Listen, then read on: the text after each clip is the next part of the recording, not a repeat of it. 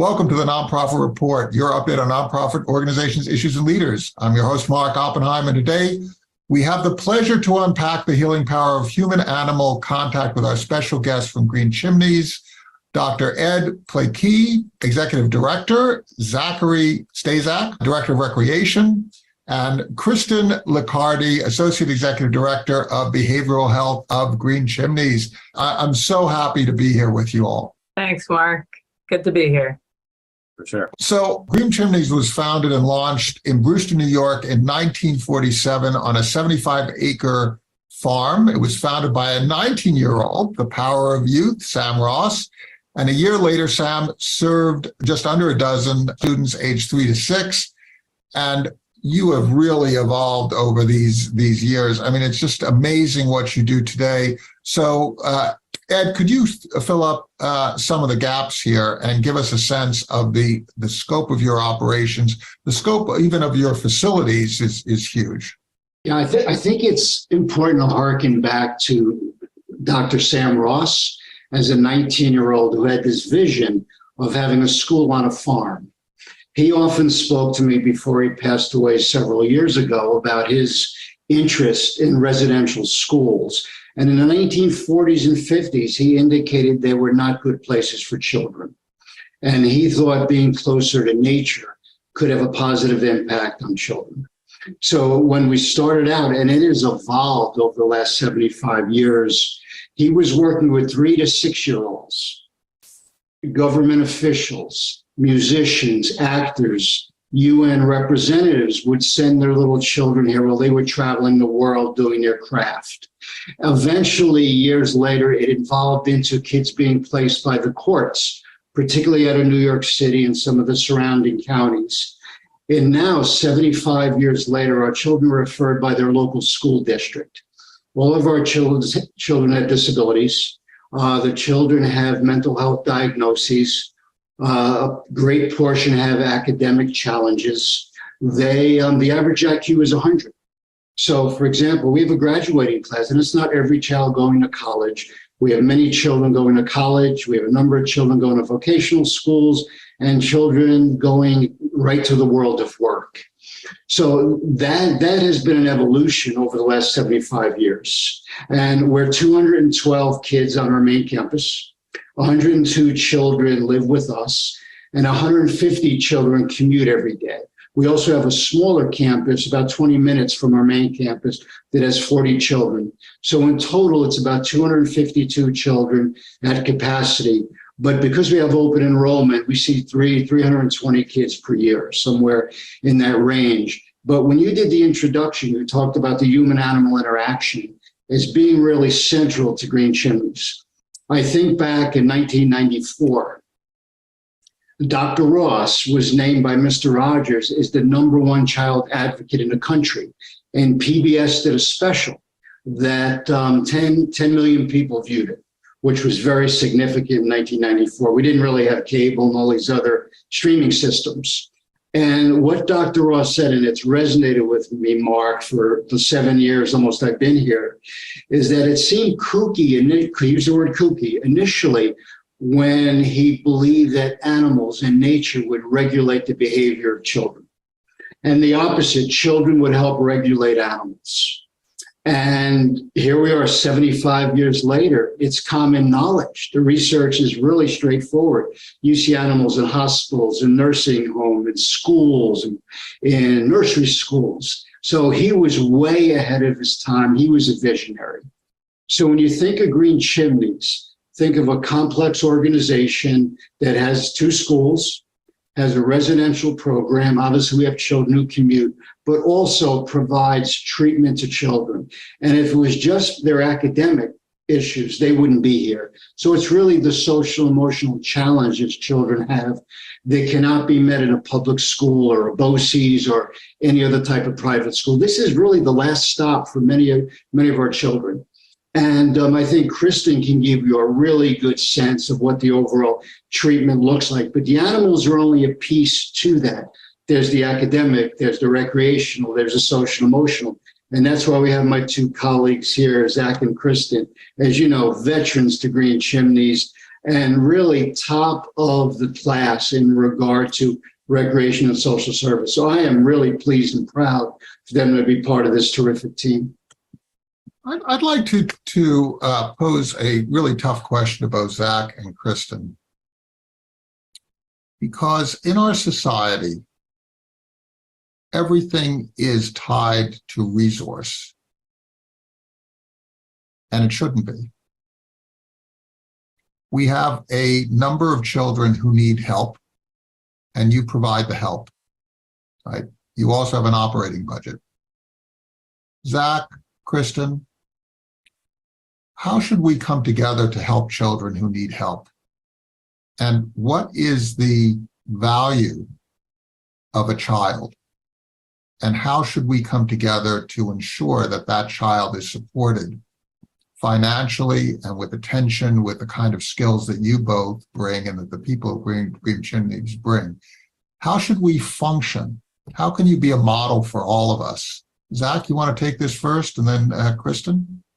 Yeah, sure. I mean, I think about our recreation opportunities that we provide for our kids, and a lot of it comes down to, I mean, especially when it comes to recreation, a lot of these kids have not had a lot of opportunities recreationally in their lives. I mean, maybe, whether it was, they just didn't have, they lived in the city, there wasn't a lot of recreation around them, but if they had municipal, things in their community, where they, maybe a kid tried out a youth sport, they weren't successful, whether or not they were, athletic enough, or, their behavior, social interactions were not where they needed to be. And then, they got kind of pushed out of those programs, and, families feel isolated. So, when we bring kids into our care, a lot of them have just not had these recreation programs. So we have to take a lot of time to build them back up, and we try to offer as many different opportunities as we possibly can to our kids. I mean, we have adventure programming, we high ropes, climbing tower, we have the great swamp that's across the street. So this wetland area that we do canoeing and fishing and a lot of stuff. We talk about the human and animal interaction piece that we have here, but we try to bring our nature-based programming out to a lot of different ways. We want to keep the kids outside as much as possible. We want to, really give them these opportunities while they're here. And, it's not, it's funny, you give them these opportunities, but it's not like every, kid is going to have a high ropes course to go to, once they get discharged from here. But there's a lot of skills and, a lot of confidence that we can build, through climbing programs, through all these different programs that we offer for the kids. So, So what you're describing is what every child should have access to, right? Absolutely. And the thing I see with youth sports, especially, I mean, I've got my own kids now. I see a lot of it is very much broken down by age group and very limited to age. And they're not, a lot of communities are not looking into, breaking things down by ability levels and, kids, all the different kinds of needs, kids need to be involved in programs. And, so that's really what it comes down to. I mean, we run our sports programs here, athletic programs. We've got some, kids from our elementary school playing right alongside with our kids from, the high school. So, I mean, we take very much a big brother, little brother kind of mentality with it. We're really trying to integrate our kids, as much as possible. So, Kristin, when we look at what Zach's talking about, we're talking about a model experience that all children should have access to. And these are children who have basically been shunted aside because it's more challenging for the adults to deal with them, right? It's more challenging for society to deal with them. You're creating a healing environment in which you're engaging. How do you feel about this? And should we actually be looking at your model as a model for the rest of us, for society? Are we caring about the right things, in other words? Yeah, I mean, I think it's unfortunate. Like, we feel very grateful working here in terms of the resources that we have. We definitely don't take them for granted that, we're able to work in an environment with kids that most of them have not had any exposure to.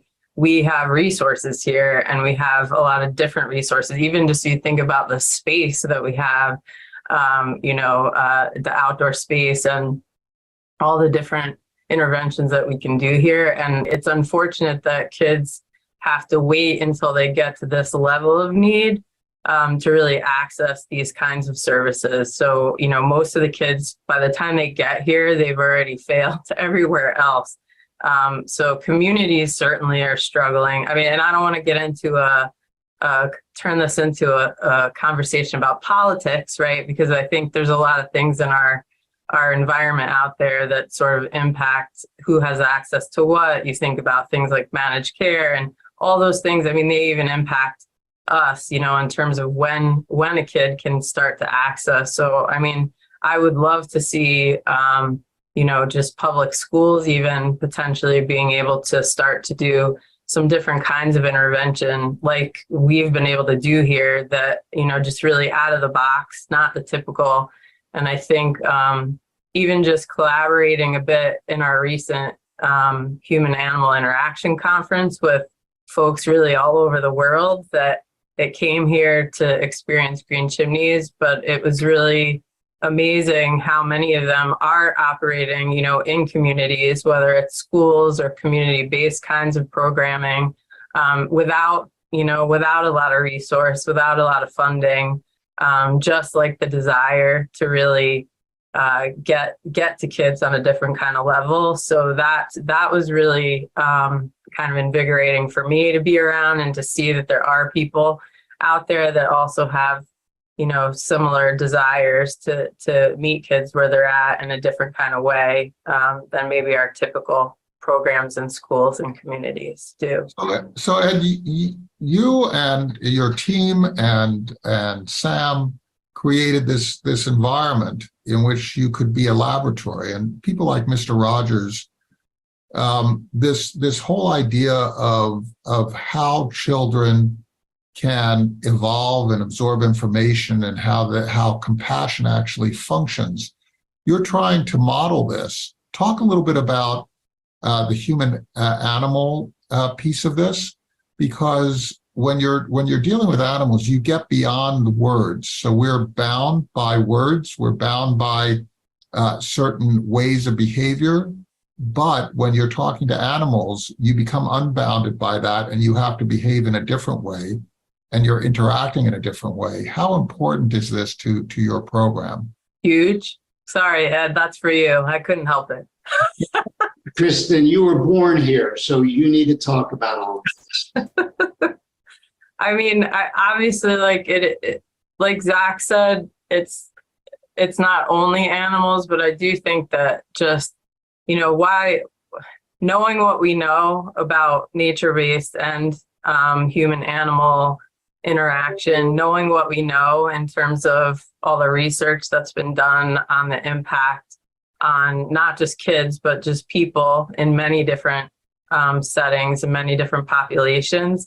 I mean, we know these things to be true, right? We know that just being in the natural environment has benefits in and of itself, right? We know that it boosts mood.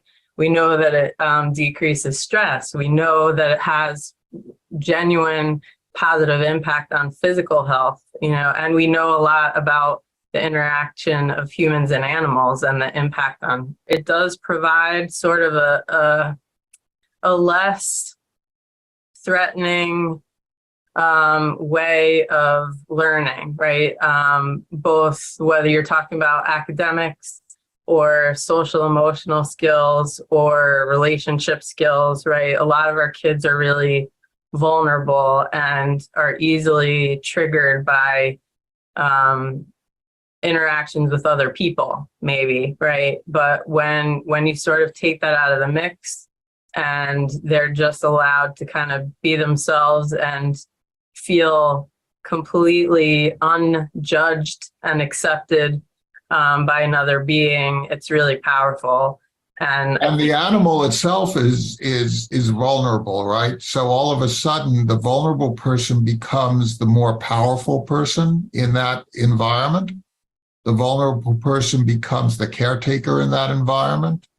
The vulnerable person becomes the person on whom that animal depends for their sustenance and happiness, right, Ed? We have many, many examples on a daily basis. I mean, I look out my window, I have students walking alpacas, hanging out with camels, riding Clydesdales. But what I've noticed in the school, we have a large number of kids who have a favorite animal. They become dysregulated.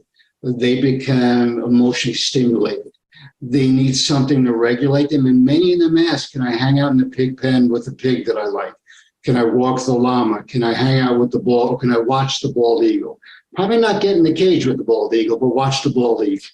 And I think, as Kristin said, there's that unconditional support, respect. You're not in a judgment zone where our kids are being judged, all kids, never mind those with it, are being judged every 30 seconds in a school environment. So I think the farm, but as Zach said, it's not only the farm.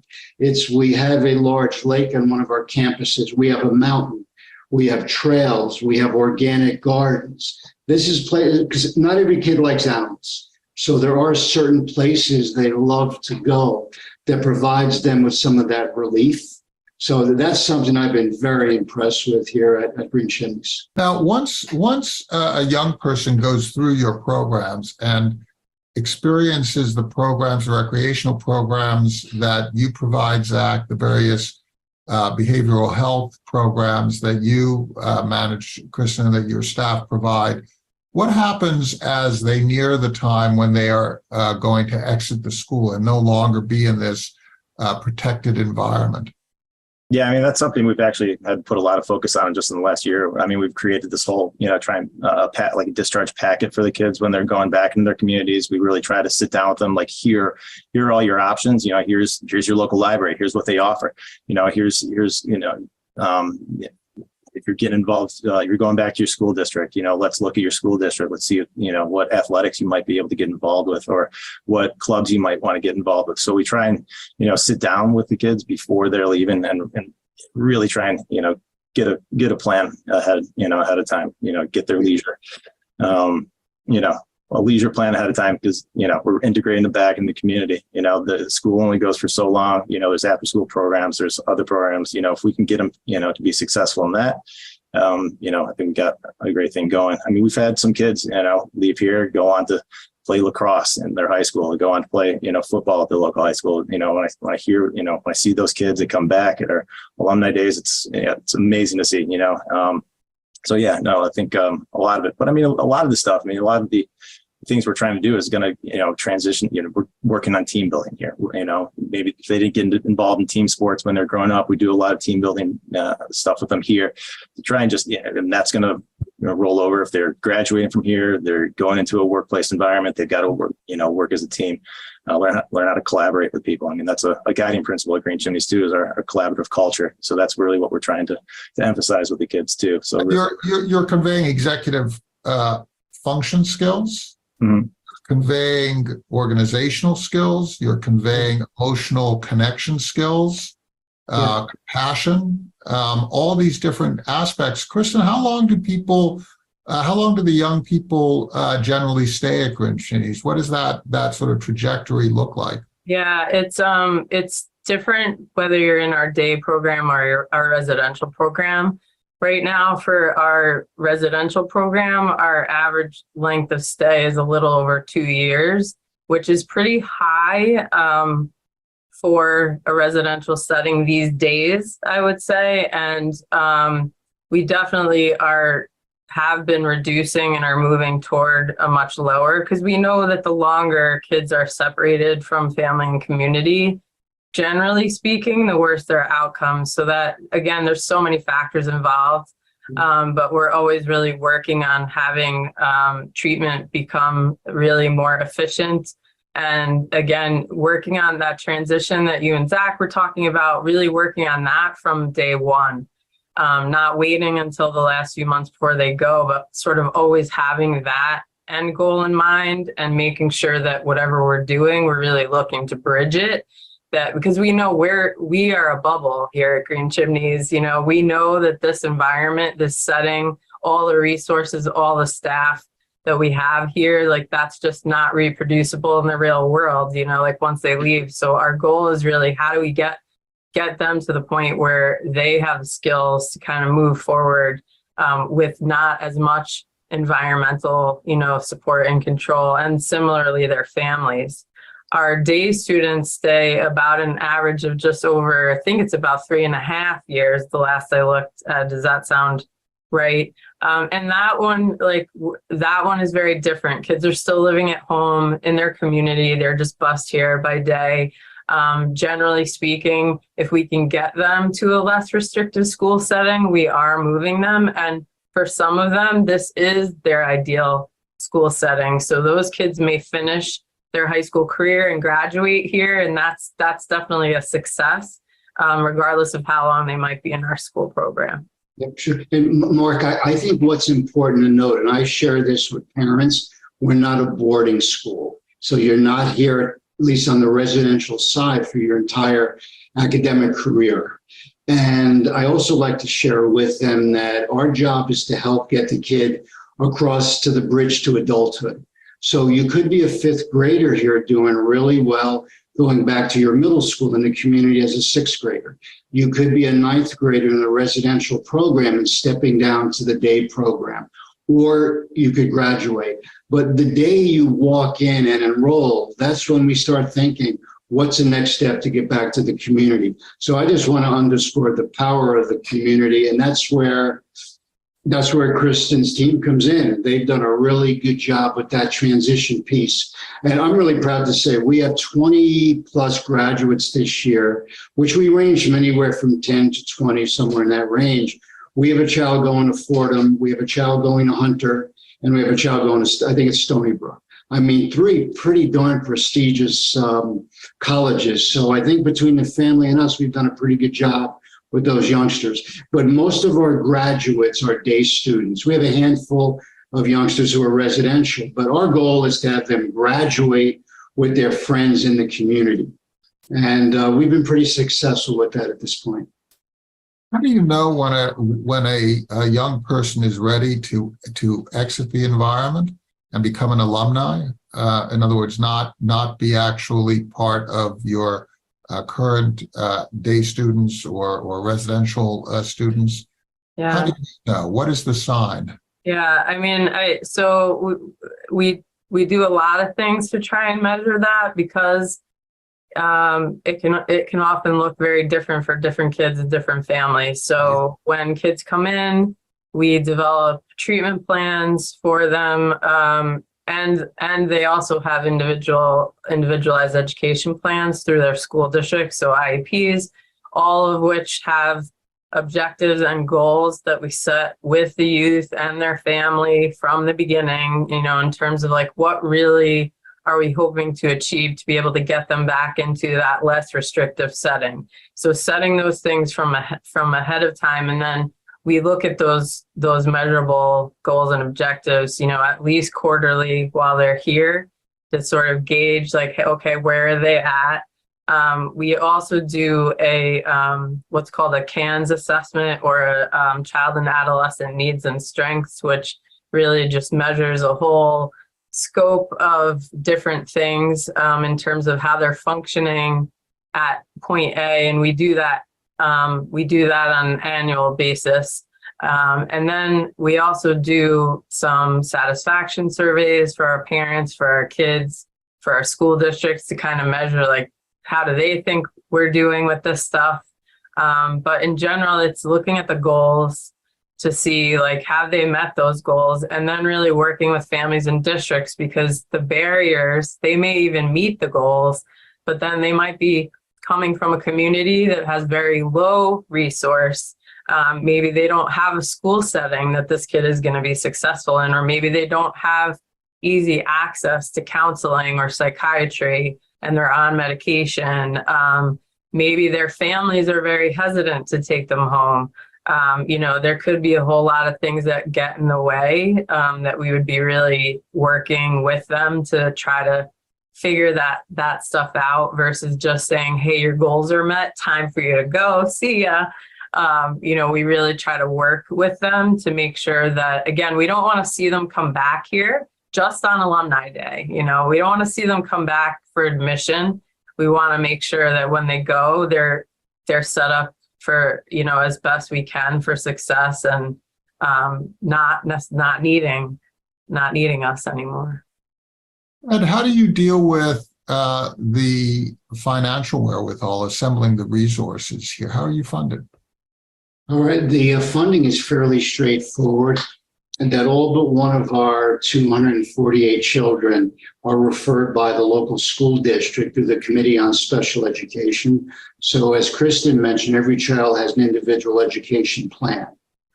And essentially the district is responsible for the tuition rate for the day school. And the district, to a lesser degree, and the county are responsible for the residential rate. However, the districts and counties are reimbursed 2 years after the fact. So the wealthier the district, the less the reimbursement. So if you're coming out of the Bronx, it might be 90 cents on a dollar that you are, because the Bronx is the poorest county in the state. That would be probably 90 cents on a dollar. If you're in Lower Westchester, which right outside of the 5 boroughs, it could be 30 cents on the dollar. But our budget is 98% state and local dollars. We get some federal dollars, very small amount of federal dollars. We have Medicaid as well, which is shrinking up dramatically. So when you think of our budget, we need to probably fundraise about $2 million a year to just about break even. So it is so to provide these complex, sophisticated services is quite expensive. Ed, I'll go back to my original question. Do you think that in this society, in America writ large, are we paying enough attention to kids? Yeah, I really do, because there are safeguards. As far as school district concerned, parents have a lot of autonomy during this process. It's really parent driven when you look at the federal and state regulations. So again, a youngster is referred to us, but prior to that, there typically is a lot of discussion with the family, the child in many cases, as well as the school district. So I think there are some fail-safe measures to protect children. So yeah, I think we're in fairly good shape at this point. Could we use more to support some of these programs? Absolutely. But in my 41 years in education, we've made significant progress. So that has worked out well. However, what I will underscore, if you work in the private sector, even though we're funded by public dollars, we're not considered a public school. We compete with public schools for staff, and we're not in the retirement system. We don't have the benefits in most cases public schools have, and we don't get the salaries. So staffing, particularly with the advent of COVID, has been a big challenge for us. And we're just kind of getting out of it at this point, but we cannot compete with the public sector, which at times really puts us behind the 8 ball. What's next for Green Chimneys? So in my 24 years, I've gotten to watch us really shift and grow. I think that's one of our strengths, that we have really been able to kind of see the writing on the wall, like, right, what's going on in the larger environment and what are the needs, and then sort of shifting the services that we provide to fit that. So I know, I mentioned like length of stay. We know that right now the residential program, there's a lot of them closing around us for a lot of different reasons, that, there really is a push to have more in the way of community-based services, which Green Chimneys does have an array of community-based services. So I know right now, like, we're really paying attention, one, I think, to making sure that we remain the best of the residential programs, and we continue to have really unique features to our program that other people can't replicate, so that there's always going to be kids that will need that higher level of care, and we will be there to keep delivering high quality there. And then I think really looking at what we're providing in the way of community-based services, including how we support the kids that leave from our either leave our residential and or are here in our day program, how do we help support them in the community, and are there other things that we could do? So that is, I think, some of the future direction that we'll be headed in for sure. And Mark, I think what Kristin is indicating, that was Dr. Ross's vision. He was an absolute visionary. Keep in mind, he started with 3 to 6 year olds who were non-disabled, and then eventually evolved in, as I mentioned, court place, CSC. Now we're looking at more community-based. So we're not a static organization, and it's important to look at the market. What's the need in the community? And we're seeing more and more, as Kristin said, CBS. So again, the community-based service, so we can keep kids in the home with the family, to avoid foster care, to avoid residential placement, maybe even avoid special education and keep families together. So I think Dr. Ross would be very proud of us, the direction we're taking at this point.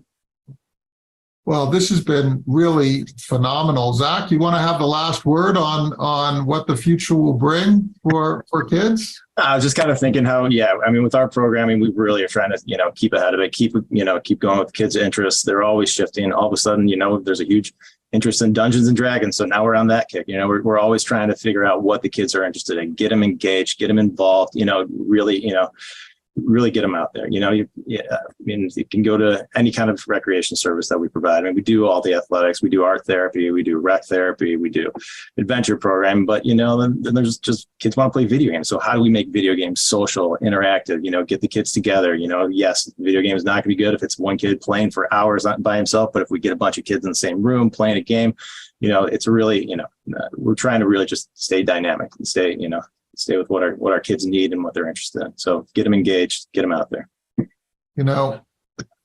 You're so right on this point. We have some requirements in education: reading, writing, arithmetic, very dry stuff, right? Learning facts.